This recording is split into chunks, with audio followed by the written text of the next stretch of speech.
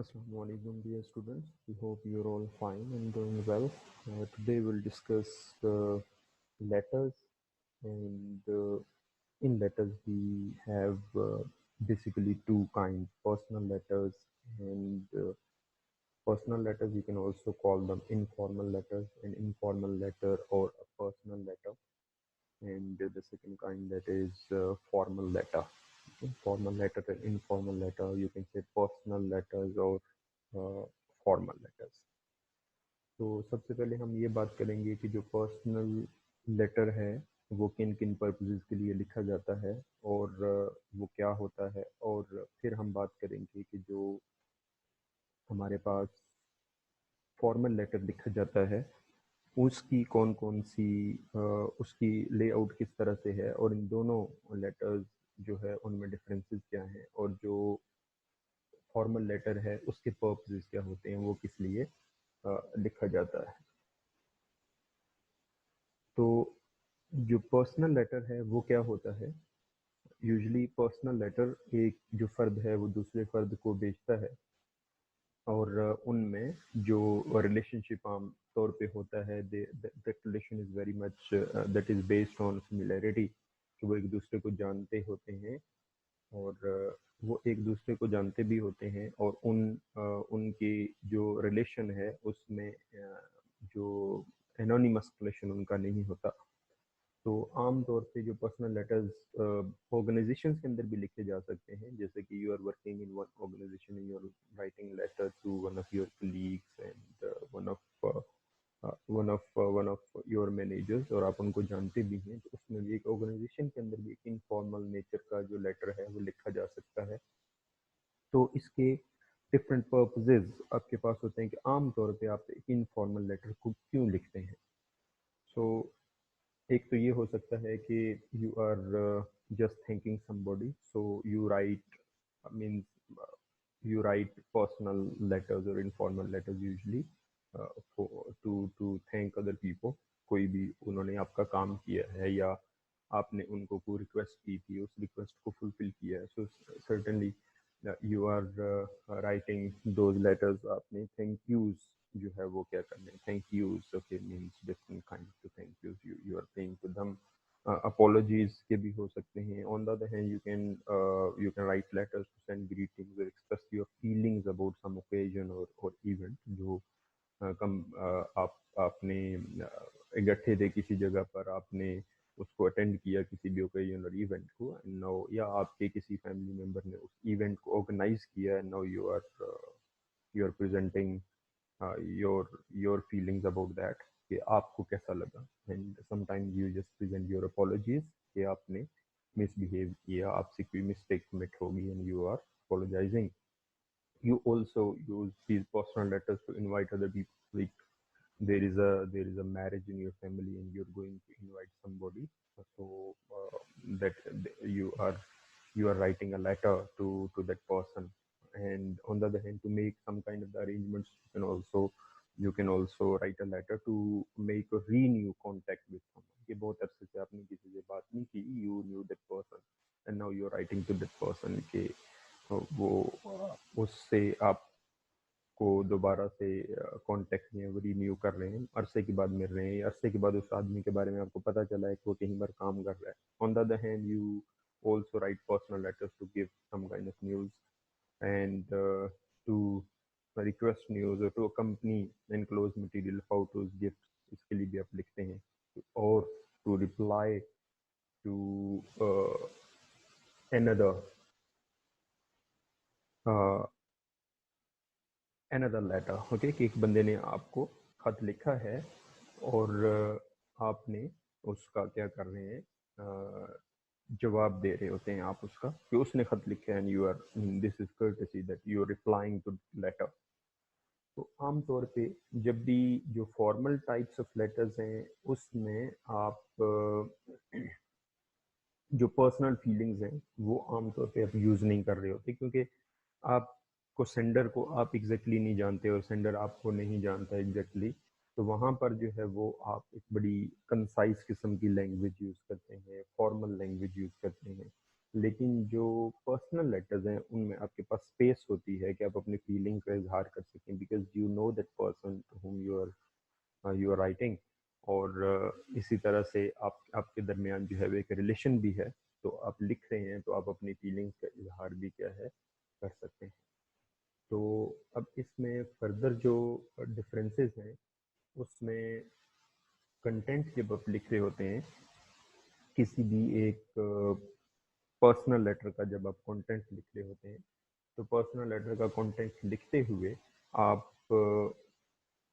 इतने फॉर्मल क्योंकि नहीं होते, तो उसमें आप शॉर्ट फॉर्म्स ऑफ वर्ड्स भी आप यूज़ कर सकते हैं और एक कैजुअल सी अप्रोच भी आपकी हो सकती है। ज़रूरी नहीं है कि आप एक बंदे को जानते हो तब ज़रूर ही एक कैजुअल अप्रोच ही अपनाएं, आप एक फॉर्मल अप्रोच भी, फॉर्मल स्टाइल भी आप अपना सकते हैं। लेकिन यूजुअली ये देखने में आता है कि जो राइटिंग स्टाइल है ओके मॉडर्न सोसाइटी में, वो शॉर्ट हैंड राइटिंग स्टाइल वो यूज़ करते हैं और वो रिप्लेस करते हैं। लाइक अगर वो यू का वर्ड यूज़ कर रहे हैं तो उसमें सिंपल यू लिख देंगे, Y O U, complete spelling नहीं लिखेंगे, वीकेंड को वर्ड को शॉर्ट करने की कोशिश करेंगे। तो इस तरह से और भी आप mean you keep on writing such writings and messages and all other, so you know कि किस तरह से उसको एक इनफॉर्मल वे में क्या किया जाता है, लिखा जाता है। और आमतौर पे जो आपके पास जो होते हैं पर्सनल लेटर्स, उसमें ये एक फॉर्मेट आपके सामने है। इसमें जो सेंडर्स एड्रेस है या उसके साथ सेंडर्स एड्रेस तो यहाँ पर हमें नज़र आ रहा है लेकिन रिसीवर्स एड्रेस नहीं नज़र आ रहा, क्योंकि आमतौर पे जब पर्सनल लेटर्स लिखे जाते हैं तो it is just considered these two people they know each other, तो वो एक दूसरे को जब जानते होते हैं तो फिर उनके लिए बार बार एक दूसरे का एड्रेस लिखना क्या है ज़रूरी नहीं होता। तो इन पॉइंट्स को आपने माइंड में रखना होता है जब भी एक पर्सनल लेटर लिख रहे होते हैं। Write your address and the date in the top right hand corner. अब ये जो फॉर्मेट है इसका मैं आपको फॉर्मेट आपको बता दूंगा जब हम उस लेटर को, फॉर्मल लेटर को हम डिस्कस करेंगे तो वहाँ पे इस फॉर्मेट को भी हम देख लेंगे। तो अगर आपने एड्रेस लिखना है और डेट को आपने लिखना है तो आपने टॉप राइट कॉर्नर ओके जो पेज का है, जो अब आप बैठे हुए हैं तो आपका राइट जो कॉर्नर है वहाँ पे आपने एड्रेस लिखना होता है, अपना address. This is often done informally, अगर आपने लिखना भी है, and sometimes address is not necessary at all, तो एड्रेस लिखने की बिल्कुल भी ज़रूरत नहीं होती। ओके और तो अब डेट जो है वो यूजुअल है या अनयूजुअल है, okay depends on you, if you can, if you like to write it so you can do it. And on the other hand then we have the beginning address, जो greetings हम जो है वो दे रहे होते हैं, so begin your letter with a greeting of some kind, dear, okay, is by far the most common, okay. So what other ways have you seen? इसके अलावा भी अगर आपने कुछ देखें तो तरीके आप उसमें क्या कर सकते हैं, लिख सकते हैं, बल्कि हम वो डिफरेंट उसको ग्रीटिंग्स को हम देखेंगे भी कि किस तरह की ग्रीटिंग्स आप एक पर्सनल लेटर में यूज़ कर सकते हैं।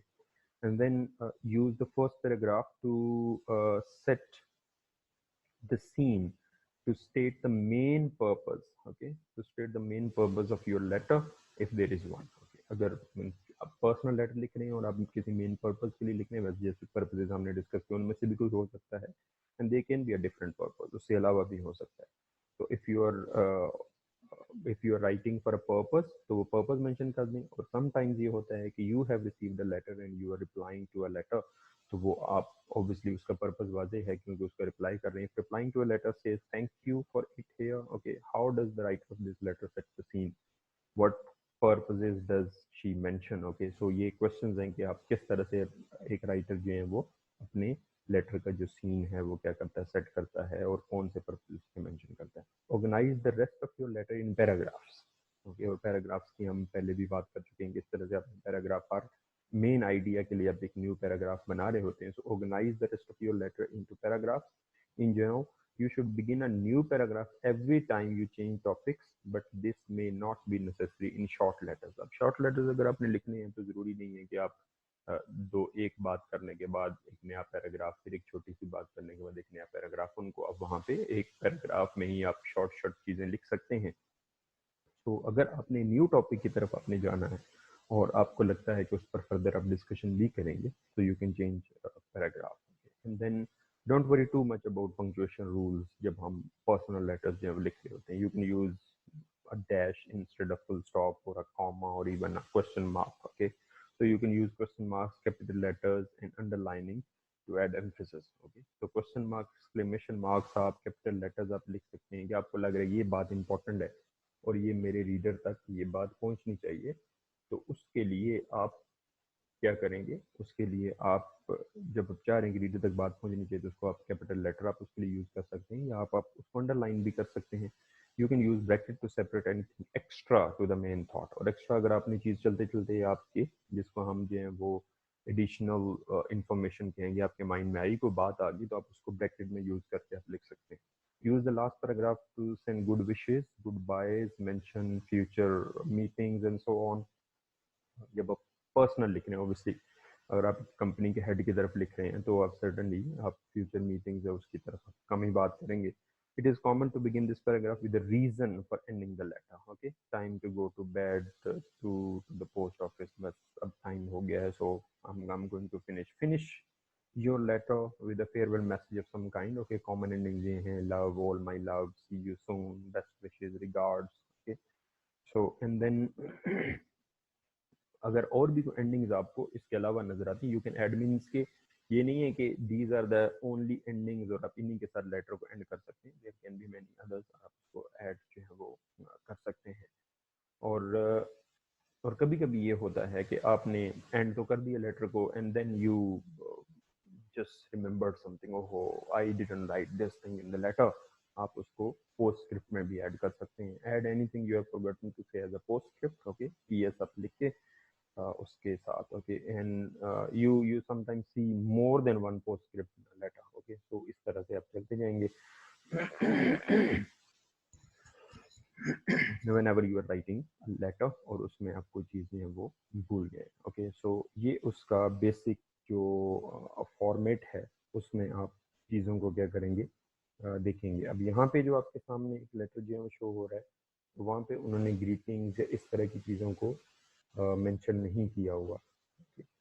तो उसमें जो जो ग्रीटिंग्स तो ऑब्वियसली मेंशन है, लेकिन उसमें एड्रेस और वो उस तरह से मेंशन नहीं है। तो फॉर्मल लेटर में हम आमतौर पे इन चीज़ों को क्या कर रहे होते हैं, देख रहे होते हैं, और उसमें सैल्यूटेशंस जो है वो किस तरह से हम यूज़ कर रहे होते हैं, वो हमने यहाँ पर देखा। तो इसके अलावा आप अगर जो लेटर्स लिख रहे होते हैं उनको हम क्या कह रहे होते हैं, उनको हम इनफॉर्मल लेटर, हम उसको उसको हम फॉर्मल लेटर कह रहे होते हैं। और फॉर्मल लेटर जो है, ओके, उसके जो पर्पसेज हैं वो इनफॉर्मल लेटर से क्या हो सकते हैं, डिफरेंट हो सकते हैं। अब उसके पर्पसेज डिफरेंट हो सकते हैं और उसका फॉर्मेट भी इतना ज़्यादा फर्क नहीं होता फॉर्मेट के अंदर, लेकिन फॉर्मेट जो है वो कुछ उसमें डिफरेंसेस हो सकते हैं।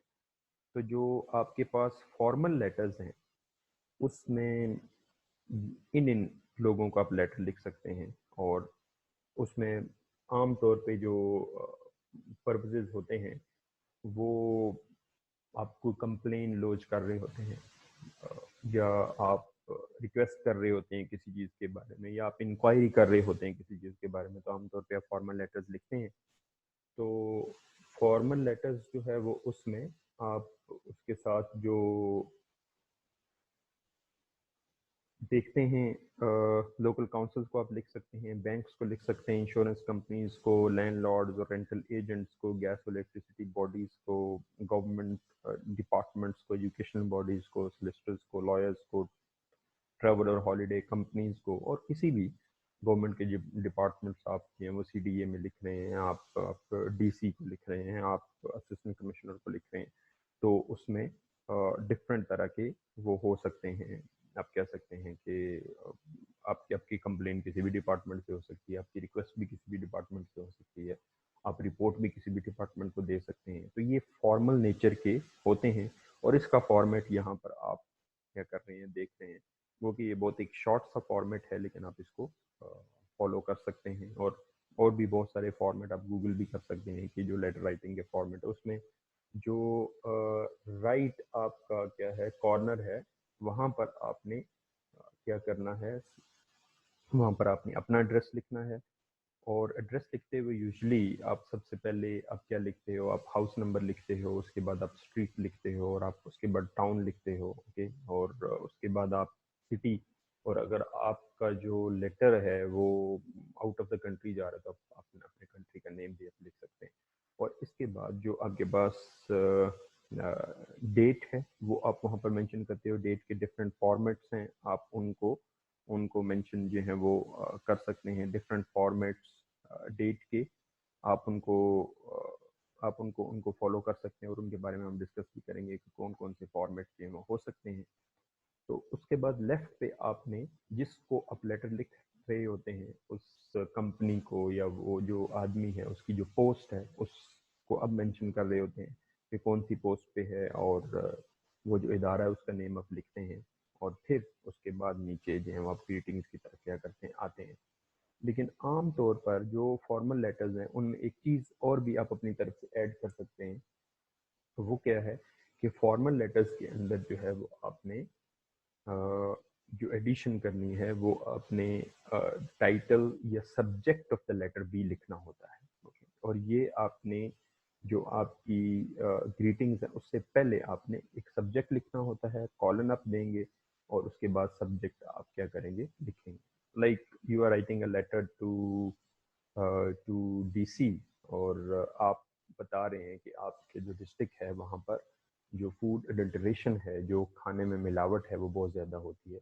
तो वहाँ पर आप उस टाइटल में, उस सब्जेक्ट में आप जो उसमें देंगे, सब्जेक्ट देंगे, उसको आप लिखेंगे फूड अडल्ट्रेशन, और उसको आप क्या कर देंगे, अंडरलाइन कर देंगे। तो इससे ये होगा कि जिस बंदे के पास आपका लेटर जा रहा है वो आपके पूरे लेटर को पढ़ने से पहले पहले उसको ये पता चल जाएगा कि what this letter is about. तो वो उसको लेटर का जब टाइटल या जो सब्जेक्ट है वो पता चल जाएगा। तो ultimately he knows before reading, और ही और she knows before reading the whole letter कि ये किसके बारे में है, और वो आपने उसको क्या करना है, उसको फॉलो आपने करना है कि जब भी आप फॉर्मल लेटर लिख रहे हो तो आपका जो सब्जेक्ट हो उसको भी आपने क्या करना होता है, वहाँ पर मेंशन करना होता है। तो यहाँ पर आप अगर देखें तो इसमें पर्पसेस की हमने बात कर ली, और फॉर्मेट यहाँ पर डिफरेंट जो फॉर्मेट है उसको उसको आप देख रहे हैं कि फॉर्मेट को किस तरह से जो है वो सेट किया गया है कि right the name, the position and address of the person you are writing, okay, to here, okay, lower than your address, okay। आपका ये एड्रेस आ गया जो यहाँ पर आपने लिखा, और अपने एड्रेस से नीचे करके आपने क्या करना है, आपने उस पर्सनैलिटी का, उस अथॉरिटी का नेम लिखना है, फिर उसकी पोजीशन आपने जो है वो लिखनी है। और अगर नेम ना भी लिखें तो आप पोजीशन लिख सकते हैं डायरेक्ट, और उसका एड्रेस उसके नीचे आप लिख सकते हैं। or you will not always know the name or the position, okay, use what you know, okay, whatever you know about that company आप उसमें क्या कर सकते हैं, लिख सकते हैं। और उसके साथ आपने नेक्स्ट जो यूज़ करना है वो आपके पास ग्रीटिंग्स है। तो उसमें ये जो ग्रीटिंग का जो यूज़ है उसमें आप देख सकते हैं कि आपने यहाँ पे if you know the name of the person then the person's name, dear Mrs Smith, and if you know it, okay, तो only use the first name if you know him और हर वेरी वेल। तो first name आप तभी use कर सकते हैं जब आपके दरमियान जो रिलेशन है वो कंपेरेटिवली बेटर है। गो के वो अथॉरिटी है लेकिन comparatively you know that authority well. Dear sir if you are writing to a man and do not know his name, or dear madam if you are writing to a woman and do not know her name, dear sir madam or dear sir or madam if you don't know the name or the sex, इनके आपको उसके gender का पता नहीं है तो फिर कि किसको कौन है उस कंपनी का मैनेजर कौन है, मेल है फीमेल है, तो आप स्लैश के साथ आप उसको यूज कर सकते हैं। You can also use the person position, okay, dear counsellor, okay, resident manager, आप वो भी लिख सकते हैं। तो फिर जब आप एंड पे आते हैं लेटर के तो वहाँ पे आपने अपना अपने अपने सिग्नेचर करने होते हैं। तो ये उसकी जो है वो पोजीशन है जहाँ पर आप क्या कर रहे होते हैं, ओके, सिग्नेचर जो अपने कर रहे होते हैं, जहाँ पे आपने योर सिंसियरली और वो आपने लिखा, ओके, तो उसके उसके नीचे आप अपने सिग्नेचर कर रहे होते हैं। If you have put your signatures there, तो आप उसके साथ साथ आपने अपना नेम भी लिखना होता है। Print your name clearly here, okay, तो that is somewhat necessary, okay. तो उसके बाद जो हमने जो अभी बात की थी कि जो डेट्स हैं उनकी डिफरेंट फॉर्मेट्स आपके पास हो सकती हैं, तो इनमें से कोई सा भी जो फॉर्मेट है वो आप यूज़ कर सकते हैं। December 8, 1988 and now you can say 2016, और ये डिफरेंट फॉर्मेट्स हैं। आप लेटर में इनमें से किसी एक को भी क्या कर सकते हैं, फॉलो कर सकते हैं। और यहाँ पे जो नेक्स्ट उसके साथ जो पर्पसेस हैं, आपने उसमें जब एक पूरा जो लेटर आप लिख रहे होते हैं उसकी बॉडी जब आप लिख रहे होते हैं, so you can write short statement here to introduce the main point of your letter, okay. The means about this is not always necessary, and then begin with a sentence which explains the purpose of the letter. So you should do this even if you write a statement as in, okay, that in the format number 5, and if you're writing in reply, mention the date of the letter received or any reference code। जब आप हमको पे formal letter लिख रहे होते हैं और अगर आप रिप्लाई कर रहे होते हैं, जैसे कि किसी भी कॉलेज में, किसी भी यूनिवर्सिटी में जब अथॉरिटीज की तरफ से एक लेटर आता है, तो आप उसको जब रिप्लाई कर रहे होते हैं तो उस लेटर को मेंशन करते हैं कि with reference to that letter. वो लेटर का नंबर आप लिखने के बाद आप अपने लेटर को क्या करते हैं, स्टार्ट करते हैं। Then write any extra information, keep to the point, mention what is necessary. If the letter is very short, you should put everything in one paragraph. If it is longer and includes several points, you will need more than one paragraph। ये हम पहले भी बात कर चुके हैं कि जब आप एक पैराग्राफ आपने शॉर्ट बिल्कुल लिखना है, तो फिर एक पैराग्राफ में भी छोटे छोटे पॉइंट, डिफरेंट पॉइंट्स पे मेंशन कर सकते हैं, लेकिन अगर आपने डिफरेंट पॉइंट्स को एलेबोरेट करना है तो उसके लिए डिफरेंट पैराग्राफ्स को आपने यूज करना है। Then end with a sentence like this। You will see other examples in the letter in this unit, okay, so वो आप कर सकते हैं। So follow these rules for ending, okay। Use yours faithfully where you have used dear sir or dear madam, okay। dear sir और dear madam से अगर आपने greeting दी है तो फिर आप उसकी जो ending है वो कैसे करेंगे, जहाँ पे आप farewell आप कह रहे होते हैं तो वहाँ पे आपने yours faithfully आप कहेंगे। use yours sincerely where you have used the person's name dear Mrs. Smith, okay। तो अगर आप उसका नेम जो है वो मेंशन कर रहे हैं, इट मीन्स कि यू नो द नेम, और उसमें जो आपका रिलेशन है वो आप कह सकते हैं कंपैरेटिवली जो फर्स्ट वाला जो मेंशन किया गया रिलेशन डियर सर और डियर मैडम, उससे कंपैरेटिवली थोड़ा सा इंटीमेट, थोड़ा सा बेटर है। तो उसमें आप you sincerely have seen more and more in both cases, बल्कि आप फर्स्ट में भी उसमें भी आप लिख सकते हैं योर सिंसियरली, ये सबसे ज़्यादा कॉमन है। You can use best wishes, regards और kind regards in letters which are not very formal, okay. तो आप अपने कंपनी के बॉस को लिख रहे हैं कुछ भी, सो बेस्ट विशेज, रिगार्ड्स और काइंड लिख सकते हैं। In letters which are not very formal and where you know the person and have spoken to them often on the phone, okay। And then write clearly and neatly, do not cross out, okay? और ये एक और format आपके पास letter का जो आगे आप इस तरह से इसको क्या कर सकते हैं, फॉलो कर सकते हैं। और इसके इसके अलावा जो इनके दरमियान जो डिफरेंसेस हो सकते हैं, पॉसिबल डिफरेंसेस हमने यहाँ पर मेंशन कर दिए हैं। पॉसिबल डिफरेंसेस में हमने फॉर्मल और इनफॉर्मल लेटर के जो डिफरेंसेस हैं उनको हमने क्या किया है, देखा है, और उसमें किस तरह से सैल्यूटेशंस और ग्रीटिंग्स में किस तरह का फ़र्क जो है वो आ सकता है, और उसके साथ एड्रेस लिखने में और रिसीवर्स एड्रेस लिखने में और सेंडर्स एड्रेस लिखने में किस तरह की डिफरेंसेस हैं वो हमने यहाँ पर क्या किए हैं, डिस्कस किए हैं। तो आई होप आपको इन लेटर्स का जो डिफरेंस है वो पता चल गया होगा। तो नेक्स्ट हम डिस्कस करेंगे कि आमतौर पर जब फॉर्मल लेटर हम लिखते हैं तो किन बातों का हम ख्याल रखते हैं, और जब हम इनफॉर्मल लेटर लिखते हैं तो उसमें हम किन बातों का ख्याल रखते हैं। Thank you very much.